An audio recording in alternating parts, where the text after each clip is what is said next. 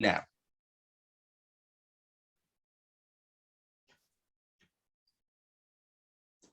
hello and welcome to the Addicts Anonymous podcast. I'm your host, Jim R. Today is episode 64, and we're going to be interviewing Angie H. How are you doing this afternoon, Angie? Great. Great. Just lounging around on a Sunday with your dogs? Yeah, pretty much. Yep. No, so let's dive in and get started. Tell us about growing up. Tell us about your childhood. Okay. So I never knew my biological father. He signed off on all parental rights when I was a baby, but I was adopted by who I call dad now. And just to let you guys know, he is a recovering alcoholic. He has been sober for 34 years. That, however, he was drinking when I was growing up. I'm the oldest of three girls, and I'm the only one, thankfully, that remembers him when he was drinking, and the fights, and him just being abusive in every sense of the word. Physically and verbally, and I guess also emotionally. Yep. And what kind of stuff would he do? Well, he wore cowboy boots, and if he didn't like something that I did, he would literally kick me with his boots down the hallway. Wow, that's rough. Yeah, and it got to the point where I was even as a child having dreams about hurting him. And since then I've dealt with that. I go to trauma therapy and all that good stuff. My mom really just was blind, and I think that was probably on purpose. That was my next question. Yeah, I think it was on purpose. And the other thing is, because my sisters were so small, I helped raise them.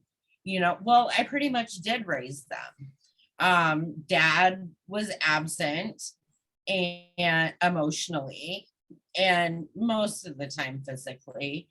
And my mom was absent as well. And if it wasn't, physically not present, she was in her bed closing everything out. So she wasn't dealing with it. And since then I've had to let go of those resentments, but I suppose it was middle school when I decided that I wanted to look for my biological father. And I think that probably came from the fact that I didn't really have a relationship with the guy that I called dad. And I was looking for something that was missing. And my mom told me about him, his name, where he lived, blah, blah, blah. So I went to look for him and found out he was dead. So I never really got that opportunity. He also was an addict, and that included alcoholism. Was his death drug or alcohol related? He had done so much damage to his body. His organs just literally shut down. So I have the alcoholic dad, I have the mom that's not paying attention, I have the biological father who was an addict, and alcoholic that was dead. How did I deal with all that? Well, I figured out at a young age, middle school, that drinking took all of those feelings away. Abandonment, depression, anger, any emotion that I was feeling, alcohol took it away. So I started drinking and dabbling when I was in middle school. And when I was in 8th grade, I was really drunk at a party and lost my virginity to a gang rape. And I was so embarrassed that I didn't tell anybody. I didn't tell my friends. I didn't tell my parents, at this What were point, you embarrassed from? I guess felt maybe like I wouldn't know the feeling, I guess. yeah, I felt like it was my fault. I felt like it was my fault for putting myself in that situation. It didn't stop me from drinking though. And yeah, as soon as I hit high school, I started with the drugs, started with weed, and it progressed to the point of, this was years in the making, but it progressed to the point of me taking 60 pills a day. That was nothing. How quickly did you progress exactly? Like from the day you first started, and how old exactly were you then when you started? It was middle school, you said? I was a freshman when I Okay. started dabbling with the drugs, and it Gotcha. started with weed, and the weird thing is I never even liked it. I didn't like weed, but I continued to use, you can ask me why, but I'm going to tell you I don't know. Because I'm an addict. That's why,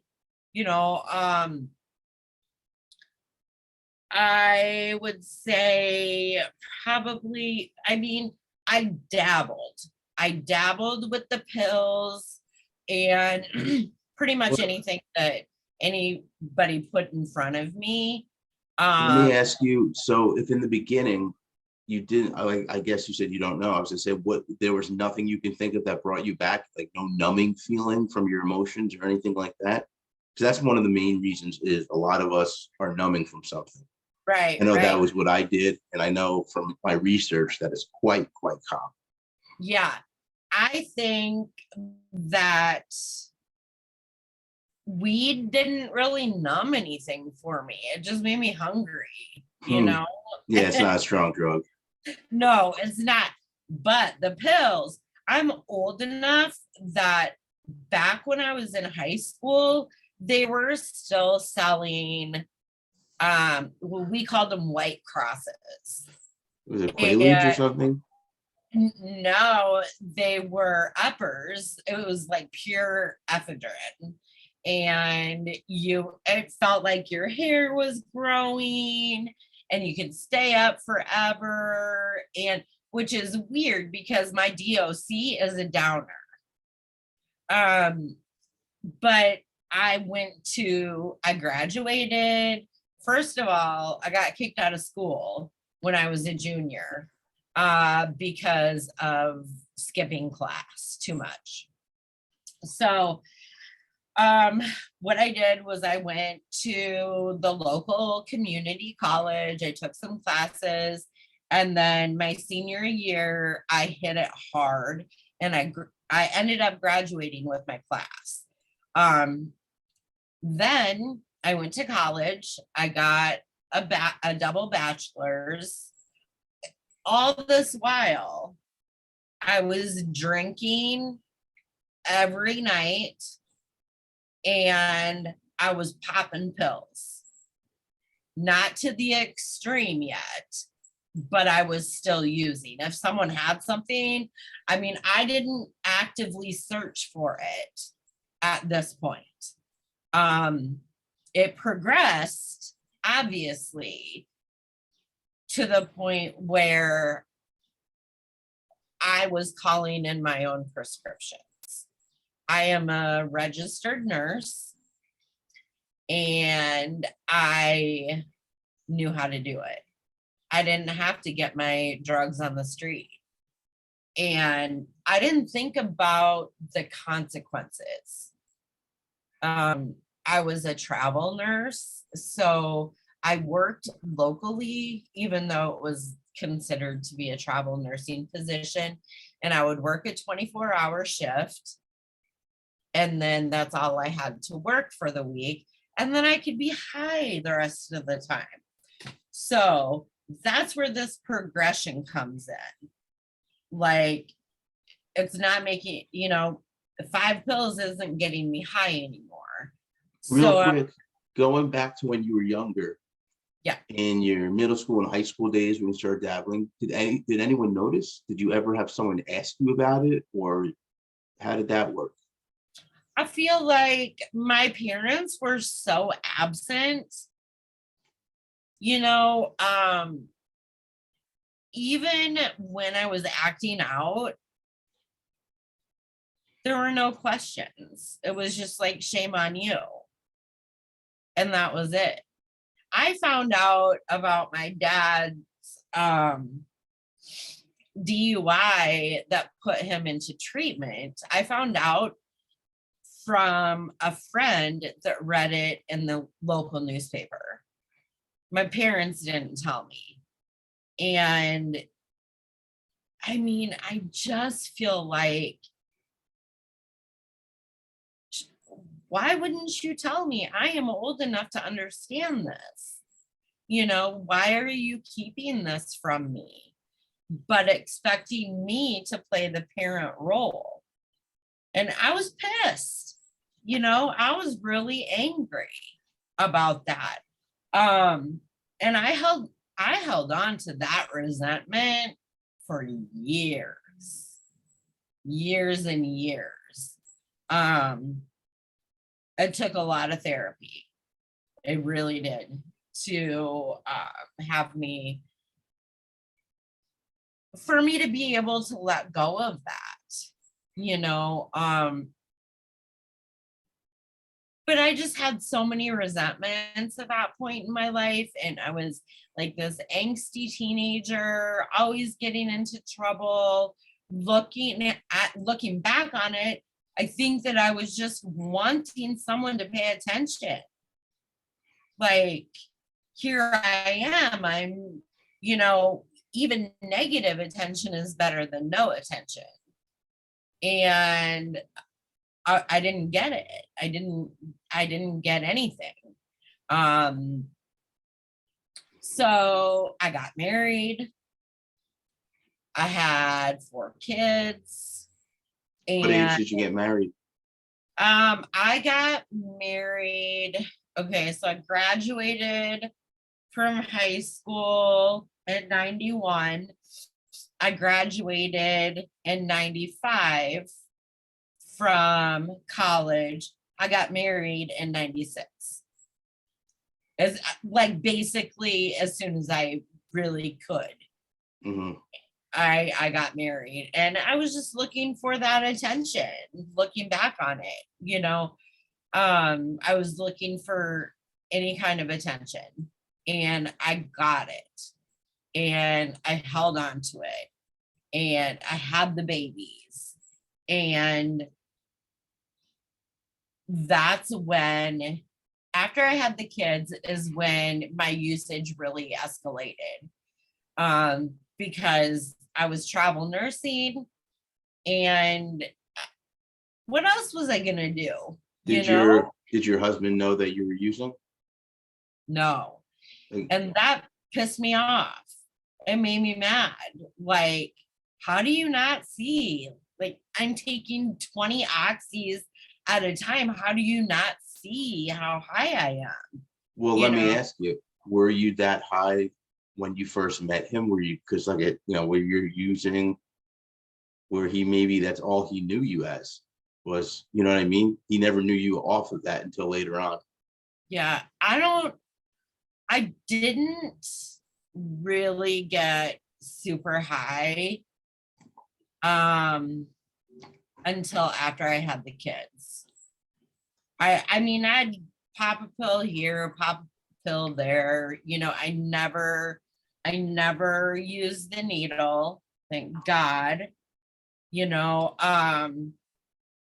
My husband had a heart condition, and he would pick up pills for me. That's how oblivious he was to it. Wow. Like, I would call in a script under, some other nurse's name, because I knew all of them. And I would just ask him to pick them up for me, and he would. No questions asked. And He never asked why it was in a different person's name. That's weird. I guess he know. just probably didn't know. He didn't think to look, probably. No, I don't think he looked at all. I think he picked it up, he brought it home, he gave me the bag with the pills in it, and that was that.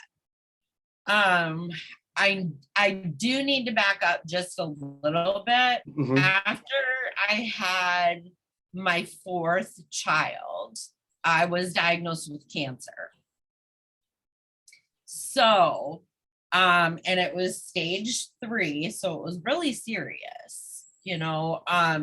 I had surgery, and then I got septic, so I was in the intensive care, and they didn't even ask if I was in pain. They just pumped me full of morphine, Dilaudid, fentanyl.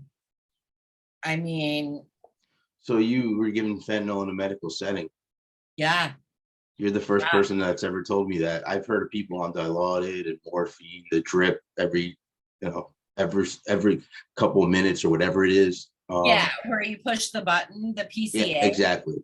Yeah. No, what they gave me was Actique, I think is what it's called, and it's the lollipops, the fentanyl lollipops. There's a fentanyl lollipop, no shit. Yep. And they were tasty, but I was in heaven. I had found what I had been looking for this whole time. And so I had built up, a tolerance, obviously, taking all of these medications.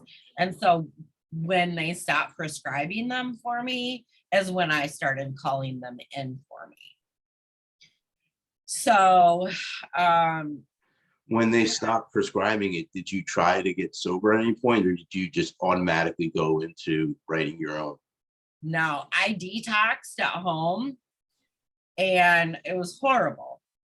Absolutely horrible. It was the worst pain.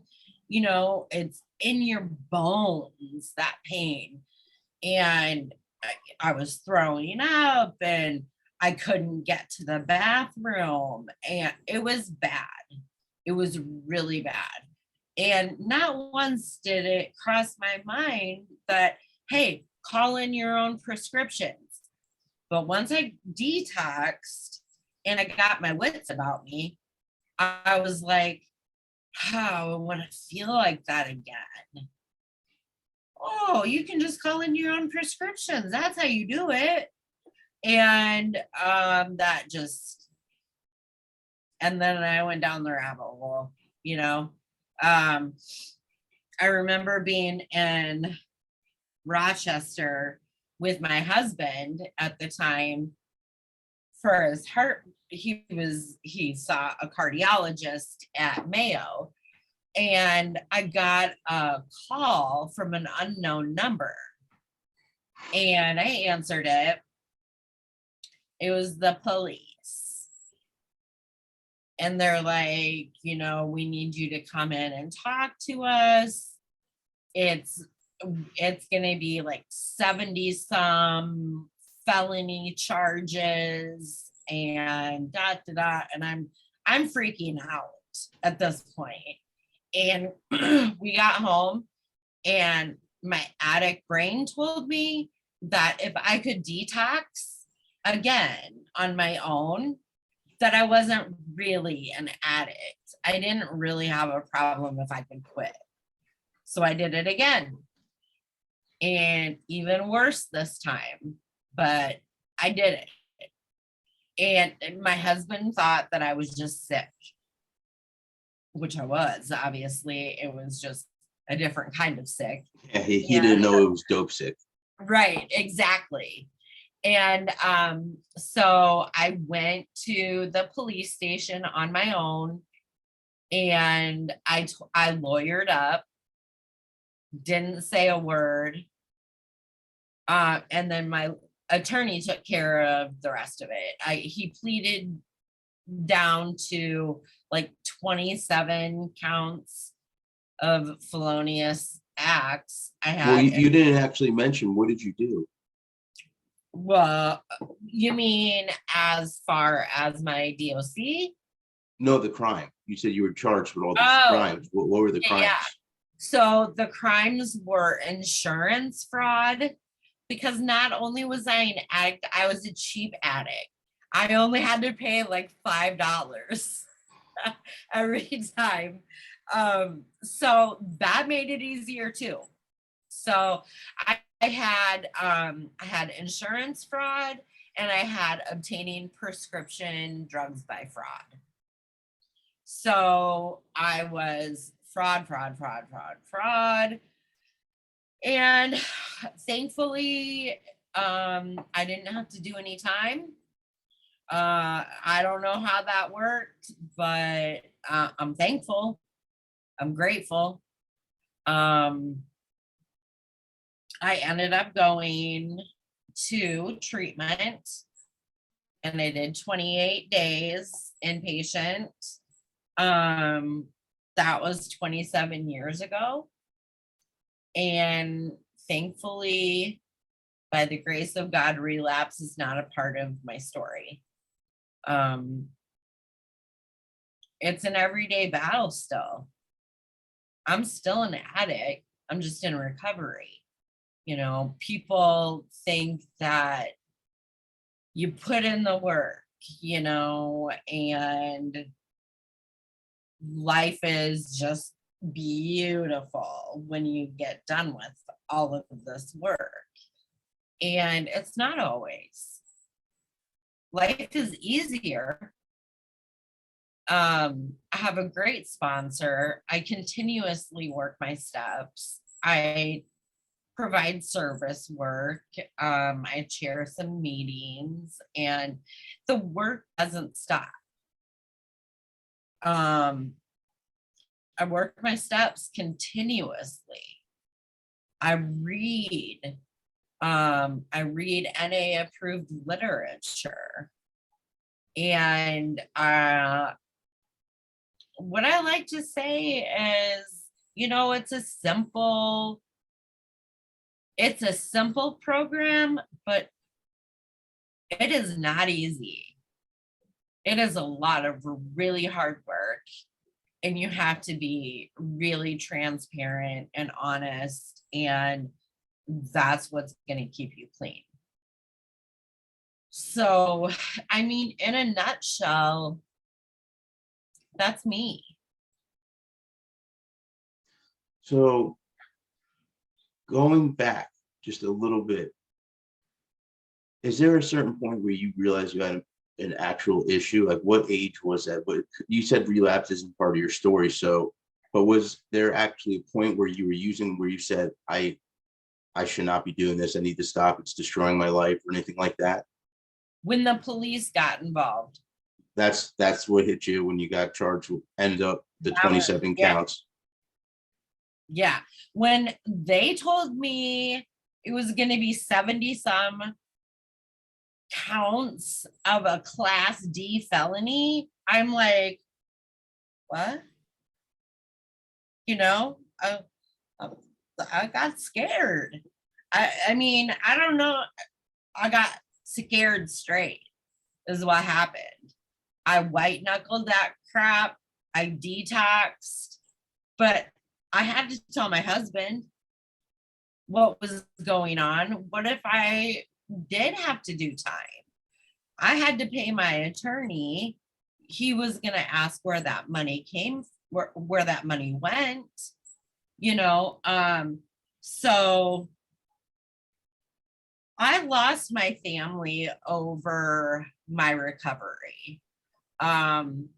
He was very supportive. My husband was very supportive and understanding about going inpatient. But we had 4 kids. And that's hard. I mean, parenting is hard anyway, but when you have 4 kids, it's even harder. And I live in the middle of nowhere, but I took my recovery seriously and did my 90 and 90. And I had to travel. Sometimes I had to go 2 hours away to get a meeting. And my husband was like, no, you were already gone for a month. You're not going to be absent. If you are absent, we're divorcing and I'm taking the kids. And that's exactly what happened because I put my recovery first. So that was rough. That was really rough because, you know, in my mind, I'm here, I am doing the right thing and I'm losing my family over it. And my kids were little. You know, they didn't understand why mommy wasn't there anymore. And I ended up getting them back, you know, but I had to really work on me first before I even tried to get them back. So it was rough. That was a rough time for me. Recovery can take stuff away from you. You know, if you're doing it the right way, you're putting that first.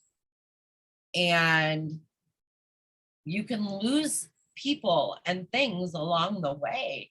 But let me tell you, it's worth it. It might not feel like it at the time, but it is. My life is so much better now than it was then.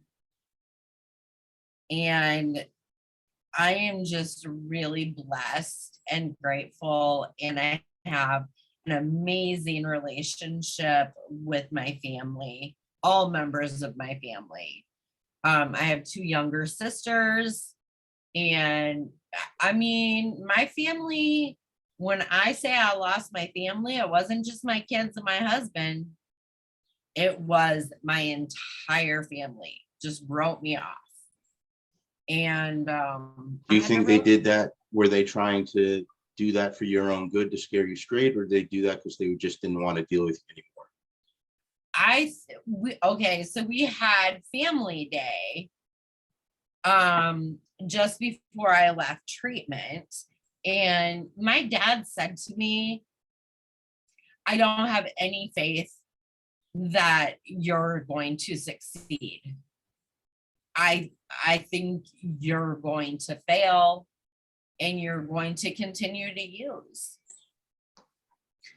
And that was the best thing he could have ever said to me, because I'm like, listen here, I'm going to show you, you know. Yeah, I think that, I mean, I was a toxic person for them. But yeah, I think it was a whole like tough love situation, because once I was able to make my amends and show them, and not just tell them, but I had to show them the person that I was becoming. Then gradually I was invited to family gatherings again. I was very close to my family when I was using, and nobody had any idea. Nobody had any clue. But I lost pretty much everybody in my life. I gained it back, but I did lose it in the process of recovery. So tell us about how you live your life now. What do you do to keep yourself sober? What do you do as far as, you said you do some service work. I know you said chair some meetings. And so what is life like for you now overall, not just with AA or NA? So for me, life is about, I'm all NA. I am just like, I speak NA. My life is NA pretty much. I put my phone number out there in meetings, and I'm just like, call me, text me, whatever. I started a local in-person meeting that was definitely needed. Meth is huge around here, and you have to travel to find a freaking meeting. So Yeah. I started a local meeting. I have a sponsor that I talk to every single day. And we have, I go to meetings probably 4 to 5 times a week just to keep me on the right road. I'm just really active in the NA community. COVID was rough for everybody. Yeah.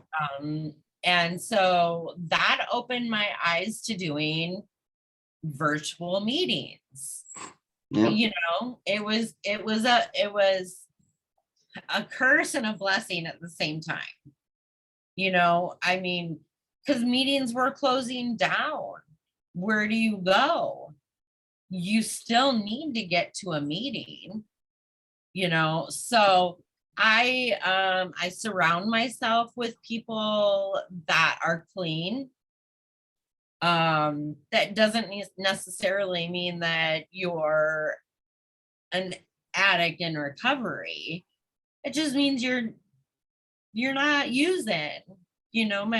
My sisters are completely normies.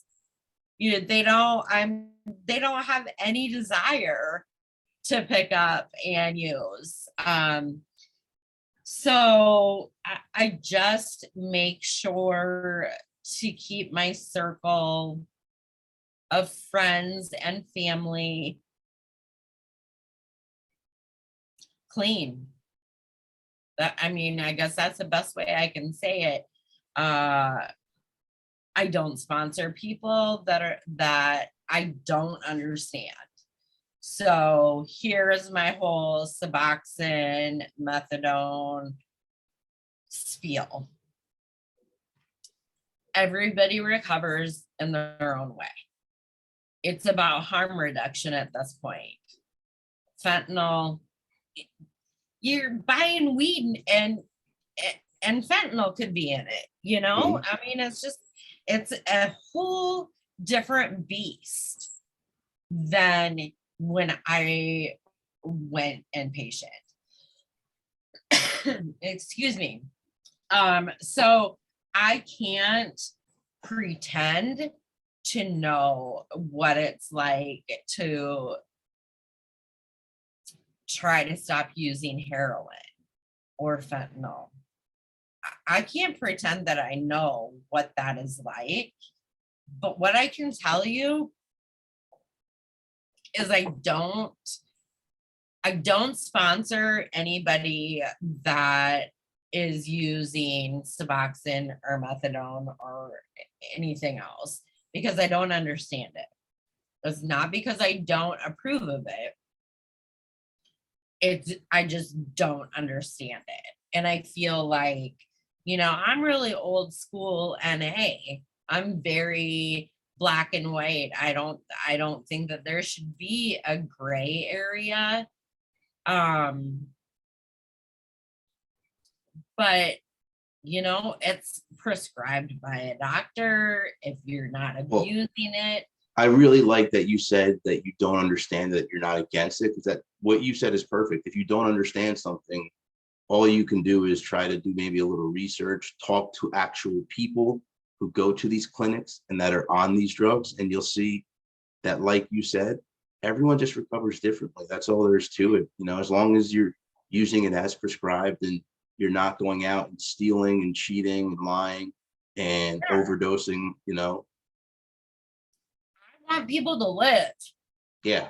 Is the bottom line. Like, I want to keep you from being 6 feet under.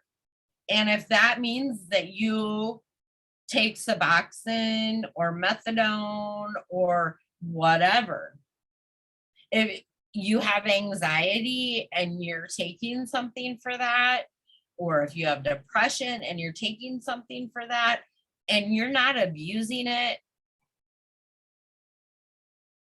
okay. Okay. Yeah, so I don't sponsor it. I don't sponsor people that are doing, anything like that, but I support them. That's great. That's great. I mean, I personally am lucky enough to never have gotten to the point on anything that I need those. But I still, like I said, I just try to be understanding of other people's points of views, and that's great. My last question to you is, do you have any advice you want our listeners and people watching to know? Oh my gosh. I could go on and on and on. I would say, don't be complacent. That's my biggest. I mean, you have to work at this every single day. If you're 10 years clean, I'm proud of you, but you still have to work it. So that's probably my best advice. Don't become complacent. That's great. I just want to thank you. I really appreciate you doing the podcast today. Thank you so much for having me. I'm completely humbled and appreciative, and whatever I can do. Yeah, a lot of people do listen, and a lot of people tell me, I get messages all the time saying, oh, I related to this episode, I related to that episode. So we have a lot of people that it does help. It's just, I guess you can consider this chairing a virtual meeting where it's just recorded and then released. Because when you chair a meeting, you typically tell your story. The only difference here also is I asked a few questions here and there. Yeah. Well, I really appreciate you having this for the world, basically. Yeah, it's a good platform. It's interesting what I use is Anchor. It's by Spotify, and it tells you where people are listening from. It is literally everywhere in the world. It's so cool. We get a lot of people from Africa. Our actual first in-person meetings happened in Kenya, Africa. Really? Yeah, they had 26 people at their last meeting, and I sent them a copy of the AA book, the NA book, or NA workbook, and then I also sent them, I'm writing a book. So I sent them that. We have our own set of steps and stuff. It's pretty cool that they're using it. But yeah, that was super awesome. I loved it. He sent me that picture. So cool. That's amazing. Yeah.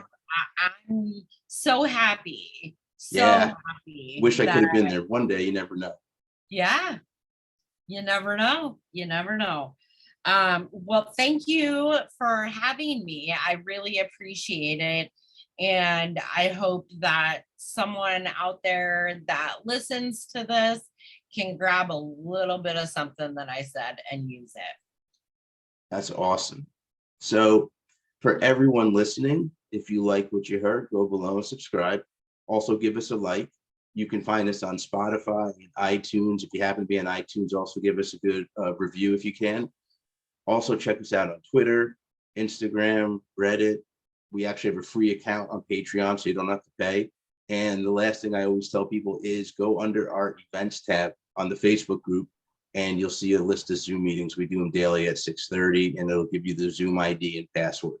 So that's all we have for today. And until next time.